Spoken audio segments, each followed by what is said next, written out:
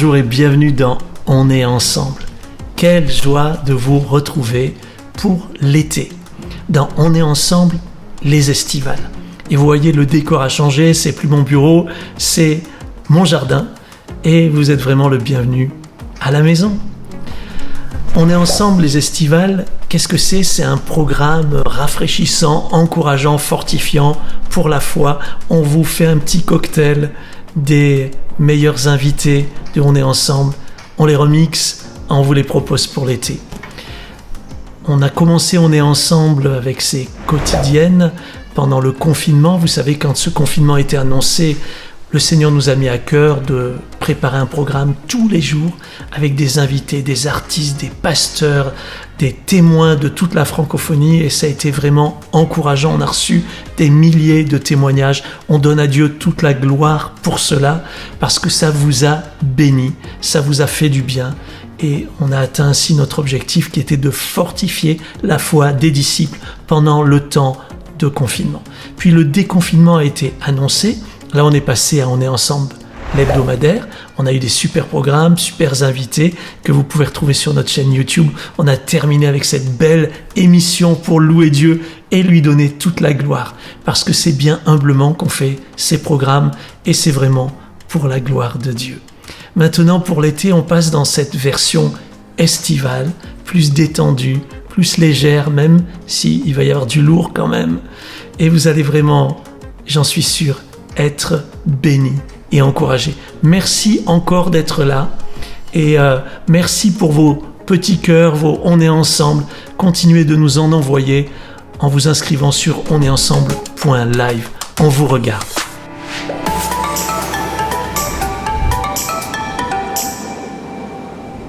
Je suis Rose de l'île Maurice, on est ensemble. C'est Carole dans le Nord, on est ensemble. Soyez bénis. C'est Marie de Marie-Galante de la Guadeloupe. On est ensemble. Je suis Ghislaine de Seine-et-Marne en Île-de-France. On est ensemble. Normalement, je vous appelle à partir de la République démocratique du Congo. On est ensemble. Bonjour, je m'appelle Nathanaël, j'habite à Alençon, en France. Bonjour, je suis Darby. On est ensemble. Je suis Jacqueline de Sainte-Anne en Guadeloupe. On est ensemble et que Dieu vous bénisse. Bonjour, c'est Evelyne depuis la Suisse romande. On est ensemble, soyez bénis. Hello everybody, Sandra et Elisabeth de la Loire en France. Hashtag on est ensemble. J'aime beaucoup vos petits cœurs. J'aime voir vos visages, entendre vos accents. Vous êtes super. Alors, pour découvrir la thématique de l'émission de la semaine, je vous propose un petit quiz. Vous êtes prêts ? En avant. Vertical. Vous verrez par le témoignage qui va suivre que notre relation commence avec Dieu. Vertical. Et ensuite, elle peut s'étendre vers les autres. Horizontale.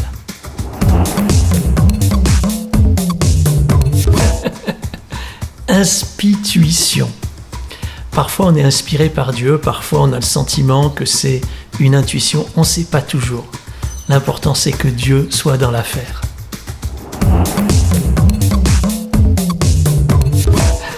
Je dirais coup de foudre qui dure. Vous allez voir dans cette émission que notre relation avec Dieu peut se comparer à une relation amoureuse. Plutôt café. Dieu nous propose toujours des rendez-vous intimes. Et si chez nous c'est le café, peut-être que là où Jésus a vécu en Israël, ce serait plutôt le thé vert. Notre thème, c'est aimer de Dieu pour aimer les autres. Aujourd'hui, nous allons commencer notre programme par le témoignage de notre invité Jacques-Alain Lehmann, fondateur du centre Espace Vie en Suisse, où sont accueillies des personnes en difficulté, victimes d'handicap, dans un cadre sécurisant. Puis nous aurons un temps de louange avec Pierre-Nicolas de Katov. Nous poursuivrons avec une magnifique séquence d'inspiration sur 100% Jésus.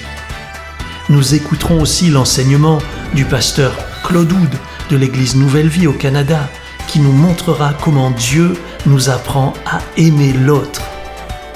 Et on continuera par une séquence méditation en pleine nature basée sur le psaume 121. Enfin, nous terminerons par le zapping de la semaine qui propose quelques prêches adressés cette semaine dans plusieurs églises de la francophonie.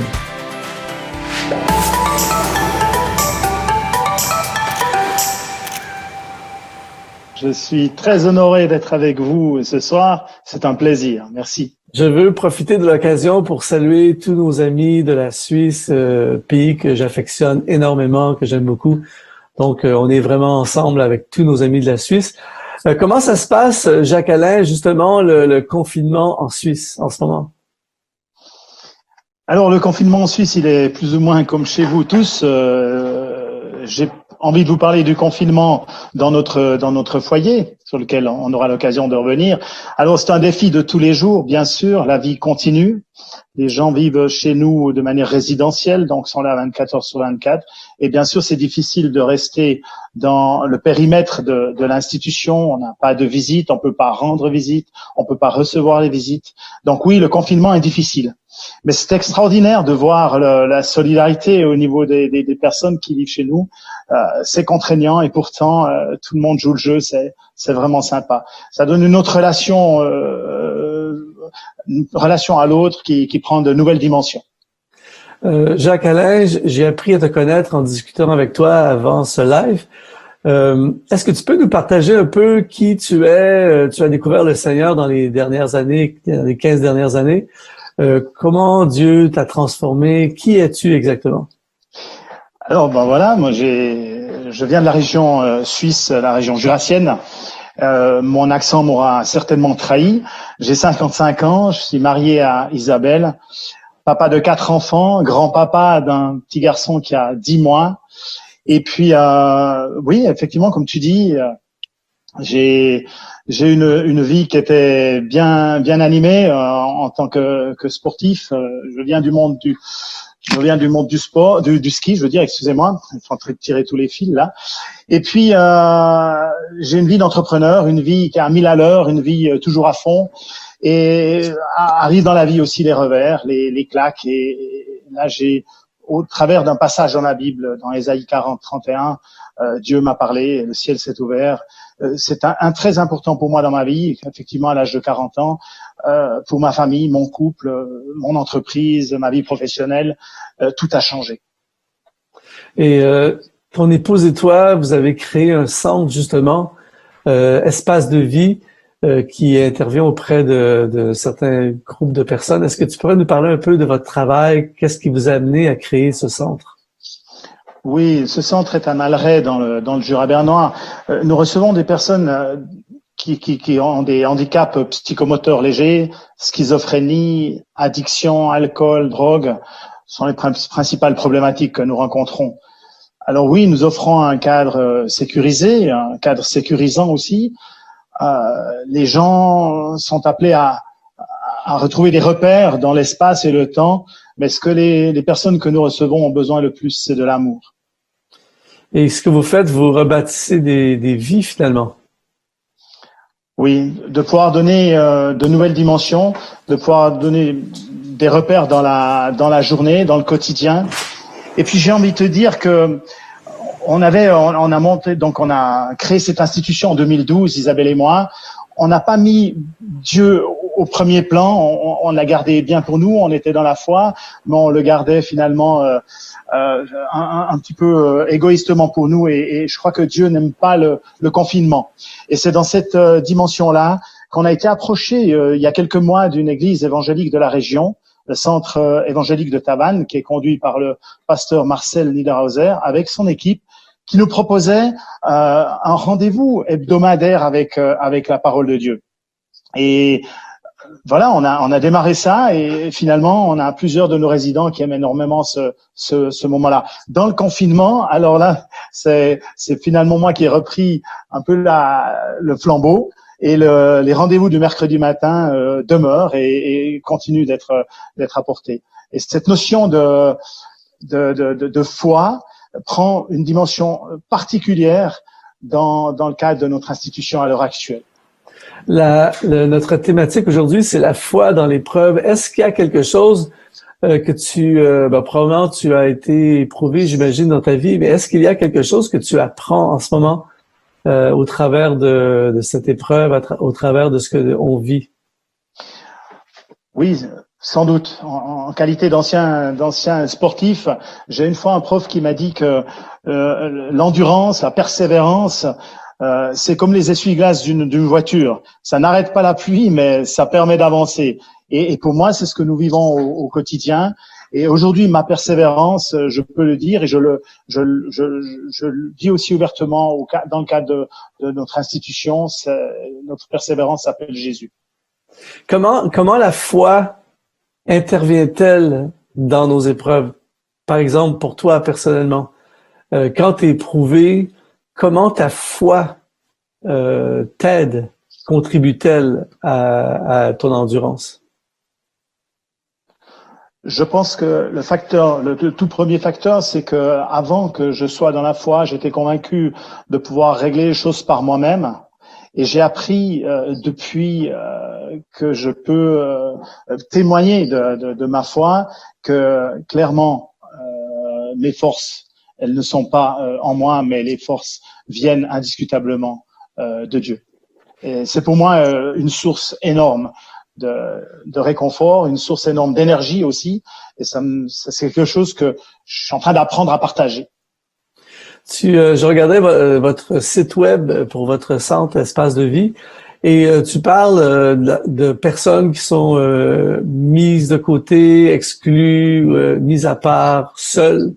J'imagine que ces personnes qui sont dans ce centre sont vraiment dans cet état. Maintenant, il y a plusieurs personnes qui vivent le confinement et qui étaient déjà avant le confinement dans un état d'exclusion ou de se sentir rejeté ou mis à part, tout ça, et qui nous regardent en ce moment. C'est quoi ton message, Jacques-Alain, pour encourager ces personnes qui peut-être se sentent, en fait, des confinés dans le confinement? C'est encore pire que le confinement. Est-ce que tu as un message pour eux parce que tu es habitué de travailler avec ce genre de personnes? Oui, je pense. Et n'ayant pas une baguette magique comme ça, il y a en tout cas un élément fort que les gens doivent comprendre, c'est qu'il faut qu'ils se laissent aimer par Dieu. Et finalement, laissez-vous aimer là où vous êtes, tel que vous êtes. Dieu a quelque chose pour vous. Et Dieu produit des changements. Il restaure des situations improbables. Et c'est mon message là aujourd'hui.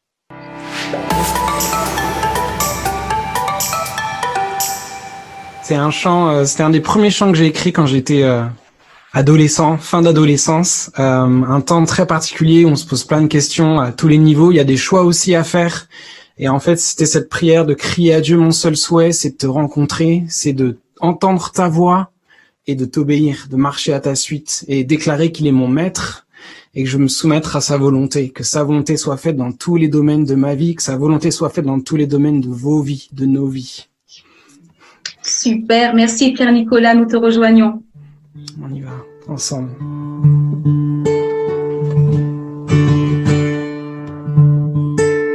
Mon seul souhait dans ce monde est de te rencontrer. Chaque jour que je vis, je ne cesse de croire en ton nom, oh éternel, en ton nom. Ah, oui, tu es mon maître et je veux me soumettre à ta volonté, mon bien-aimé. C'est en toi que j'espère, oui, tu me relèves, Dieu de bonté, Dieu de majesté. Je t'adore, heureux de tout mon être. Je t'adore pour qui tu es, pour ce que tu fais. Nous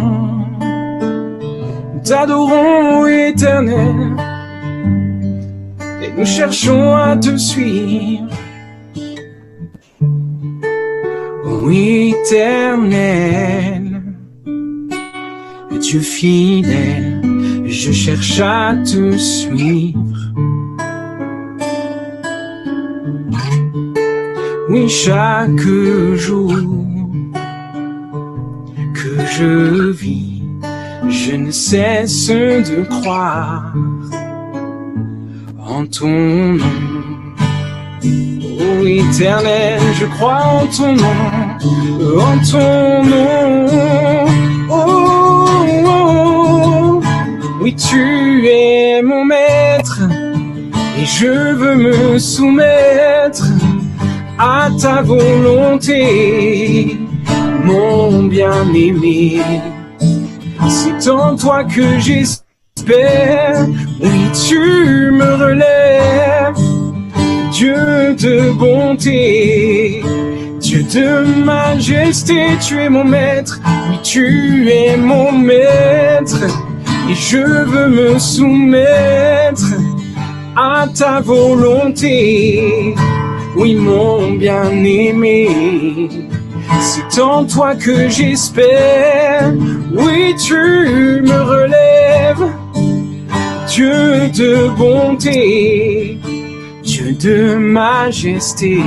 Je t'adore, je t'adore.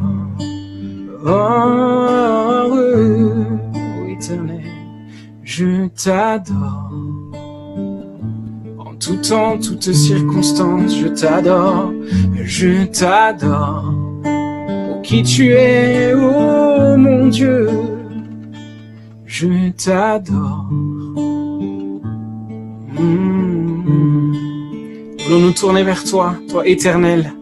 Nous cherchons à te suivre, nous cherchons à entendre ta voix. Et merci parce que tu es ce Dieu de relation qui nous parle. Tu es un Dieu vivant.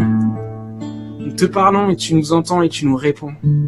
Et merci parce que ta parole donne la vie. Je te prie que tu continues de nous bénir pendant ce temps où on est ensemble, où on cherche ta face. Continue de nous inspirer, d'inspirer tous les intervenants. Et remplis-nous, continue de remplir nos maisons de ta présence, Jésus. Nous aimons ton nom, nous aimons ta présence. Merci notre Dieu, notre Père. Amen.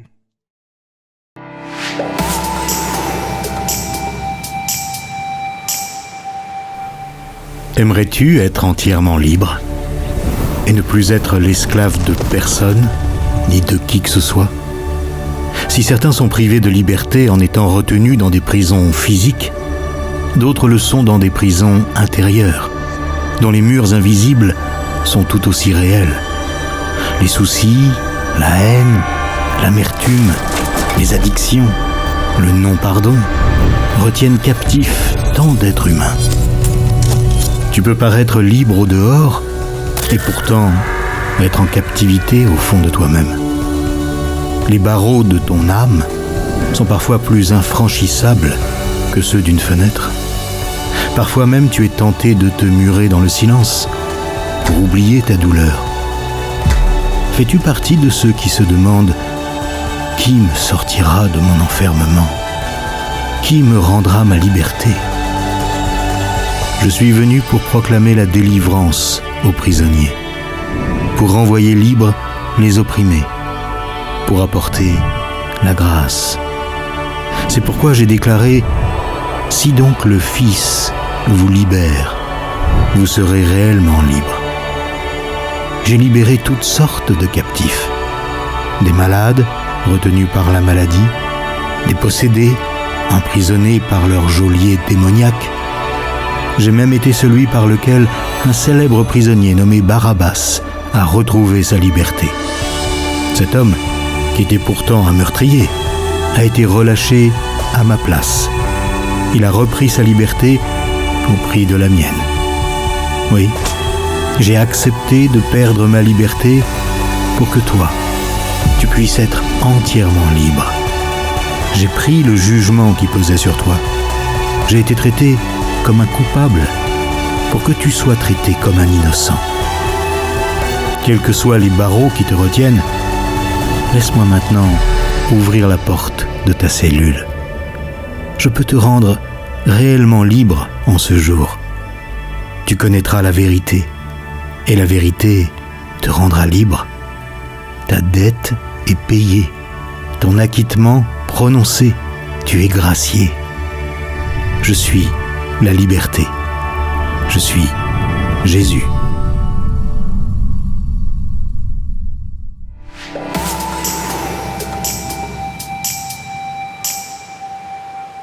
Le premier été après ma première année de collège biblique, j'étais un stagiaire et je prêchais. Et pour moi, le ministère après le collège biblique, c'était beaucoup les prédications et tout, la théologie et tout.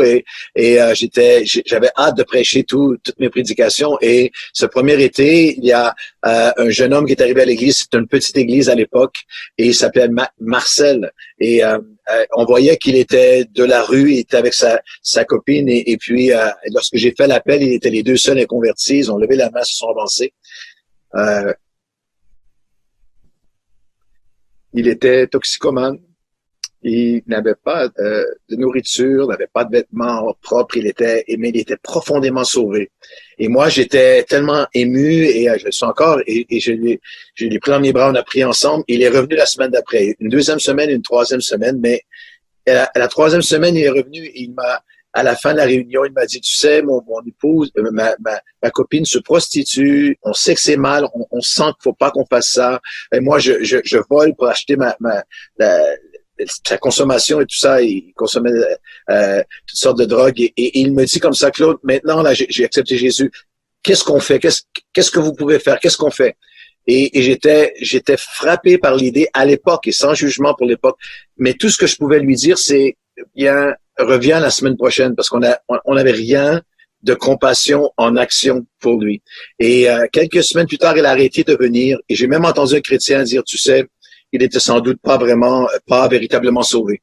Et quelques semaines plus tard encore, premier été de ministère, quelques semaines plus tard encore, quelqu'un m'a dit, il s'est enlevé la vie, Marcel.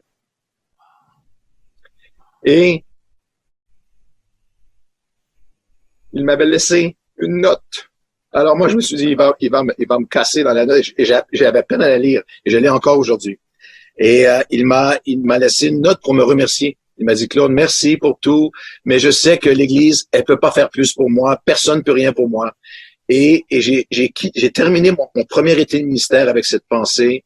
Il faut que nous fassions plus. Il faut que l'amour que Jésus nous a donné se traduise de façon concrète. Et aujourd'hui, c'est jusqu'à 10 000 personnes par mois qui bénéficient d'une banque alimentaire, de vêtements, d'aide, de programmes de toutes sortes, d'une maison maintenant où ils peuvent venir loger. Et pour tous les Marcel du monde, alors l'amour en action a débuté pour moi, même dans le ministère, à partir de moments qui étaient des moments catalyseurs comme celui-là. Ouais. J'ai visité cette maison que vous avez ouverte là-bas au Canada et c'est tellement magnifique ce que vous faites.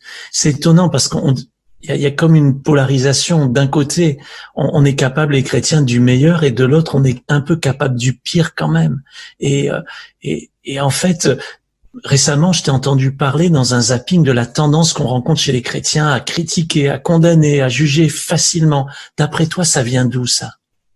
Bien, lorsqu'on regarde dans notre texte d'aujourd'hui, l'apôtre Jean est tellement radical. Il dit, celui qui n'aime pas n'a pas connu Dieu, car Dieu est amour. Et il parle à des chrétiens, bien sûr, et il dira au verset 7 de 1 Jean 4 que même que quiconque aime est né de Dieu. C'est une marque de celui qui est né de Dieu. C'est un commandement que celui qui dit j'aime Dieu, mais n'aime pas son frère, qu'il est menteur. Et le chapitre entier, le 4e chapitre en entier, n'oubliez pas que la première partie du chapitre, il dit éprouvez donc les esprits pour savoir s'ils sont de Dieu, parce que il y aura plusieurs faux prophètes. Et il donne deux barèmes. Il dit et ils devront confesser Jésus, il y a la confession de Jésus du message de l'amour de Dieu, mais il doit y avoir la compassion et la manifestation de l'amour de Dieu. Je crois à la base que le manque d'amour dans le peuple de Dieu peut être causé par plusieurs facteurs. L'ignorance, et je regarde à Jésus qui a dit, Père, pardonne-leur car ils ne savent pas ce qu'ils font. Il y a une dynamique, je crois, d'aveuglement spirituel, que l'ennemi est là pour l'accusateur, pour aveugler. Je crois qu'il y a l'offense, que des gens blessés blessent. Hurt people. Que des gens qui ont été offensés, qui ont été blessés, parce que peuvent en venir à éteindre l'amour de Dieu dans leur vie. Que parfois il y a simplement une jalousie ou une pauvreté spirituelle dans la compréhension d'à quel point nous sommes aimés. Celui qui est aimé et approuvé de Dieu n'a plus rien à prouver. Parfois, il y a quelque chose de tordu, de morbide dans la seule façon que je peux m'élever est en abaissant quelqu'un d'autre. Un manque de révélation d'à quel point ils sont aimés. Et je crois qu'ultimement, c'est une question de communion aussi avec Dieu. Parce que depuis toutes ces années, à chaque fois que tous les jours, tous les matins, tous les jours, lorsqu'on va dans la présence du Dieu d'amour, il nous remplit d'amour pour les gens, pour ceux qui nous font du mal, pour son peuple, pour ceux qui ne le connaissent pas. Il y a vraiment une question de communion. Je ne peux pas être en communion avec Jésus et être en train d'attaquer son épouse. Je ne peux pas être en communion avec Dieu et avec Jésus et ne pas avoir ce débordement dans mon cœur d'amour pour ceux qu'il a tant aimés, qu'il aime tellement. Ouais, amen. Je retiens ça, hein, les gens blessés blessent les gens, mais je crois que les gens aimés aiment les gens aussi. Ouais, complètement. Et si on se sent aimé, si on se sent en sécurité, si dans les bras d'amour du Père, merci, hein, ça je pense que c'est encourageant pour chacun. Si on a cet état d'esprit de condamnation, de critique, de jugement, je sais pas pourquoi nous les Français on l'a un petit peu plus que les Canadiens peut-être, mais comment on fait, comment on change, comment on fait de l'amour un choix de vie? Ouais, moi je te dirais, j'ai apporté la parole dans plus de 50 pays maintenant, et il n'y a pas que les Français, c'est vraiment c'est la nature humaine mondialement. Je pense à Romains chapitre 5 où il dit l'amour de Dieu est répandu dans nos cœurs par le Saint-Esprit. Et dans notre texte d'aujourd'hui, l'apôtre Jean souligne la même chose. Il souligne que oui, c'est par l'Esprit de Dieu que nous allons. Alors je crois qu'il y a une question de communion, il y a une question de communion avec le Seigneur. Je défierais qui que ce soit à simplement dire, Seigneur, donne-moi ton cœur. Donne-moi de voir les gens comme tu les vois. Donne-moi et moi c'est une prière elle est audacieuse et je dis souvent, attention, si vous la priez sincèrement, elle va vous bouleverser la vie. Mais si nous prions pendant une seconde, pendant un moment, donne-moi de voir les gens comme toi tu les vois. C'est la fondation de mon ministère, moi, de toutes les années. Je crois que Dieu nous donne une parcelle de son cœur d'amour, de passion pour ceux qui souffrent, de passion pour ceux qui sont oubliés, même de compassion pour les malfaiteurs à la croix tout près de nous qui nous maudissent. Jean a écrit cet épître et Jean était le seul disciple qu'on retrouve au pied de la croix. Et je crois qu'il a été marqué de manière indélébile par Jésus qui dit, Père, pardonne-leur devant la meute haineuse, et qu'il a été aussi marqué de voir le larron, le malfaiteur qui le blasphémait un moment auparavant, le regard d'amour de Jésus qui se tourne vers lui. Je crois que Jean a quitté, et oubliez pas que Jean c'était le fils du tonnerre. C'est celui qui, avant cette œuvre de transformation de Christ, avec son frère, parce qu'il a été rejeté, a appelé le feu du ciel pour les consumer.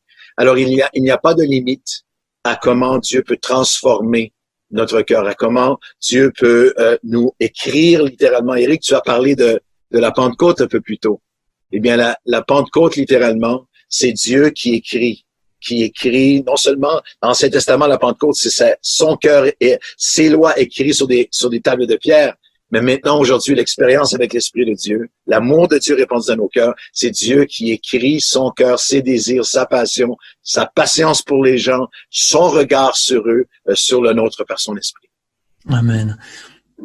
J'aime vraiment cette idée de recevoir le cœur de Dieu et le regard de Dieu aussi sur les gens. Je pense que c'est tellement important. Tu nous livres en fait un secret très important de ta vie et de ton ministère. Tu parlais de Jean, fils du tonnerre, qui voulait faire descendre le feu. Il rejetait parce qu'il avait été rejeté. Toi-même, tu as connu le rejet, tu as connu des moments difficiles, même dans le ministère. Et des fois, des gens sont devenus... c'est pas toi qui es devenu leur ennemi, mais c'est comme s'ils te prenaient pour un ennemi. Et le comble, il semble que le comble, c'est d'aimer nos ennemis. Alors, comment on fait en conclusion, en 1 minute, si tu peux nous dire comment on fait pour aimer nos ennemis? Bon, je crois pas y être parvenu du tout, mais je crois qu'il faut se rappeler que c'est le chemin de Jésus, que Jésus, le Fils de Dieu, le parfait, a été crucifié.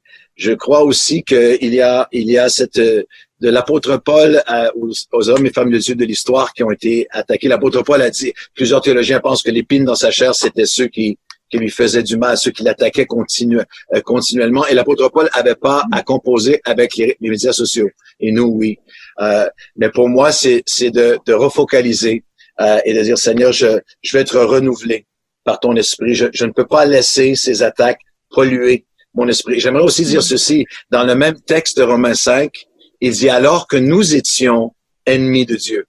Il y a un besoin d'avoir ce saint rappel que nous avons déjà été aveuglés. Nous avons déjà été pris par nous-mêmes liés et souffrant, faisant souffrir d'autres. Alors moi, je focalise continuellement sur les besoins rencontrés, sur le cœur de Dieu à communiquer et sur le sentier d'avec Jésus. Et si vous marchez dans mes pas, vous serez attaqués, vous serez persécutés. Mais je garde mes yeux sur lui et aussi sur la capacité que Dieu a à changer des cœurs. Je pense que j'ai dépassé ma minute, Éric, mais mais j'ai certains des personnes qui avaient été des ennemis de moi, de l'Église de Christ, qui sont maintenant des collaborateurs, qui sont maintenant des frères et sœurs passionnément au service de Dieu. Dieu peut changer et transformer les cœurs. C'est sur ça que mes yeux sont fixés.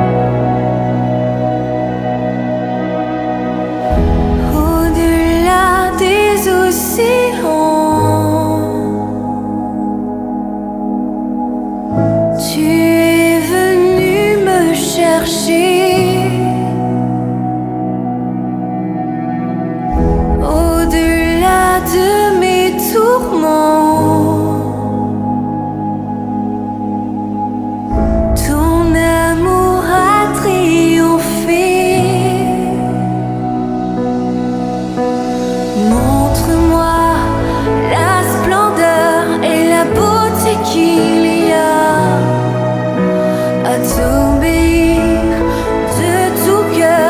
se confier à ta voix.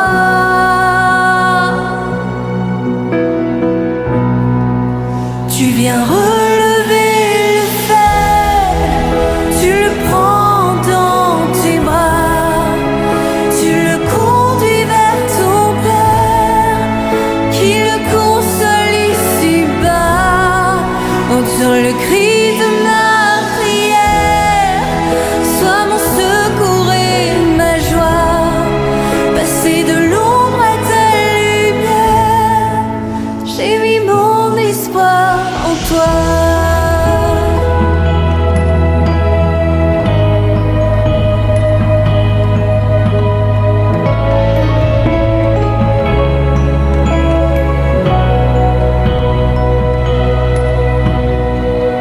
Puisque ma vie passera, en toi je veux demeurer. Puisque tu triompheras,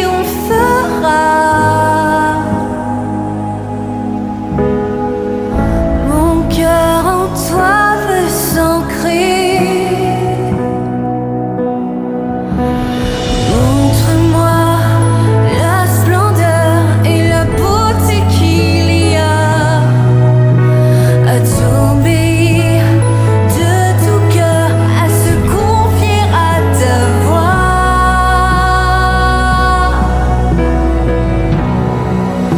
Tu viens relever le faible, tu le prends dans tes bras, tu le conduis vers ton Père, qui le console ici-bas.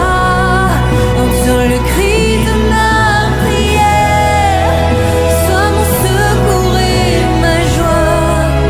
Passer de l'ombre à ta lumière, j'ai mis mon espoir en toi.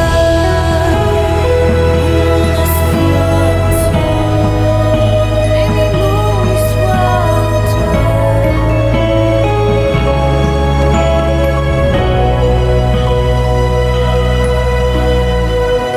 Au-delà des océans, tu es venu me chercher. Au-delà de mes tourments, ton amour a triomphé.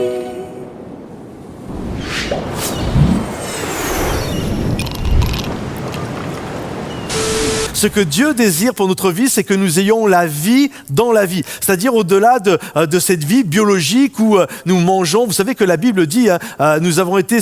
la vie, c'est beaucoup plus que le manger et le boire. C'est ce que Jésus dit. La vie, c'est beaucoup plus que le manger et le boire. En fait, dans la vie, il y a une vie à vivre. La sanctification est le chemin qui vous mène vers la liberté. Et une liberté totale, entière. Une liberté de ce qui finalement fait souvent de nous des esclaves. La liberté et l'affranchissement de ce que la Bible appelle le péché qui finalement ruine énormément d'hommes et de femmes, ruine des vies, ruine l'espérance de familles tout entières. Mais ce sont celles et ceux qui, au quotidien, ont décidé de crucifier la chair, de marcher par l'esprit, qui ont décidé d'obéir à la parole de Dieu, d'obéir au Saint-Esprit, de couler dans les voies que le Seigneur leur donne, de suivre les instructions que Dieu leur donne, quoi qu'il leur en coûte. Mais oui, Pierre n'a pas le même caractère et n'a pas les mêmes capacités que les autres. Il a des gros défauts aussi. Mais en tout cas, il a un leadership naturel et Jésus le sait. Et d'ailleurs, Jésus lui avait dit, tu es Pierre. Et sur cette pierre, je bâtirai mon église. Il y a quelque chose de spécial, encore faut-il pas le gâcher.